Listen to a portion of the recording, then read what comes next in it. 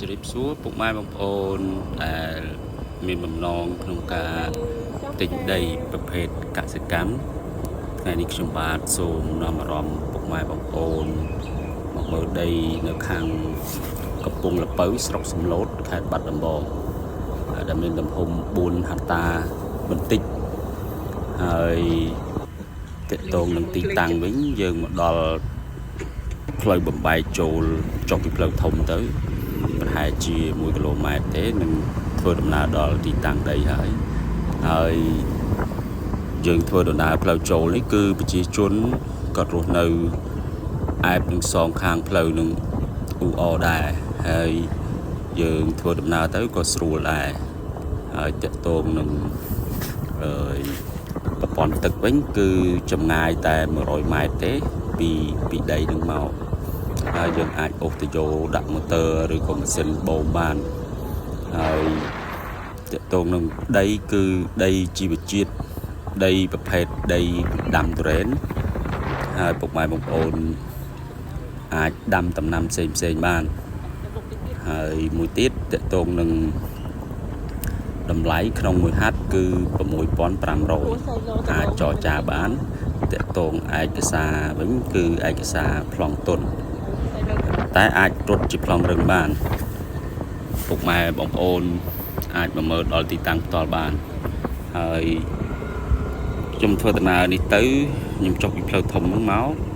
ប្រហែលជា1 គីឡូម៉ែត្រទេដល់ទីតាំងដីហើយគឺជាទីតាំងដី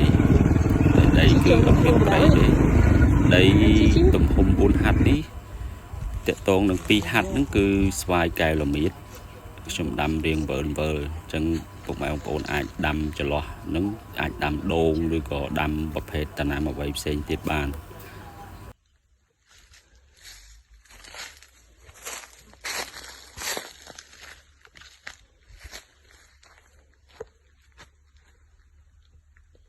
តែផ្លែវា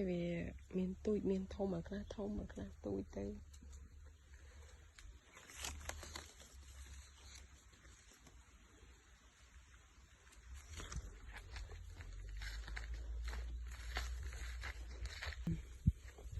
មានអីផ្លែធំតា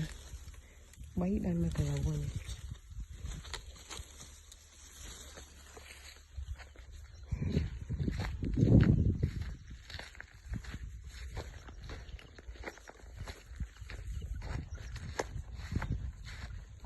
បងđangចូលហើយចំណែកនេះគឺជាទីតាំងដីលាត2 ហាត់ពុកម៉ែបងប្អូនមើលដីពិតជាល្អណាស់អាចដាំជាដំណាំអ្វីផ្សេងបានហើយបើថាដាំលហុងឲ្យពោតវិញគឺល្អមែនទែនហើយនិយាយទៅតម្លៃក៏យើងលក់ធូរថ្លៃដែរ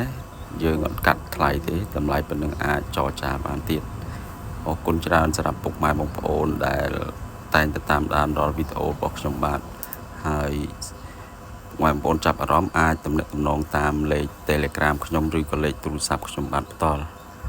បាទគ្រប់ជ្រាបលាទៅដល់ពុកម៉ែបងប្អូនទាំងអស់គ្នាជូនពរសុខសប្បាយទាំងអស់គ្នាជួបគ្នានៅវីដេអូក្រោយទៀតសូមអរគុណសូមជម្រាបលា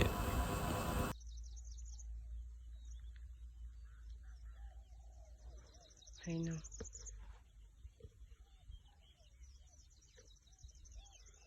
បកគោនៅដល់នោះ